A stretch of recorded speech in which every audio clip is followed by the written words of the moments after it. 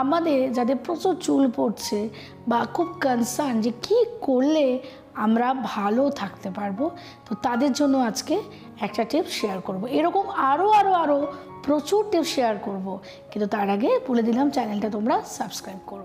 সেটা হচ্ছে যাদের হেয়ার ফল হচ্ছে, তোমরা যেটা করতে পারো যে তোমরা ঠিক 4টে রসুন আর হচ্ছে একটু মেথি গুঁড়ো করে নিয়ে আর নারকেল তেলের মধ্যে 4টে রসুন, মেথি আর নারকেল তেলটা একটু ফুটিয়ে ওটাকে যখন ঠান্ডা ঠান্ডা হয়ে যাবে ওটা দিয়ে তোমরা পুরো হেয়ারটা ম্যাসাজ করে নেবে। ম্যাসাজটা যেন স্কাল্পে না হয় সেটা দেখো।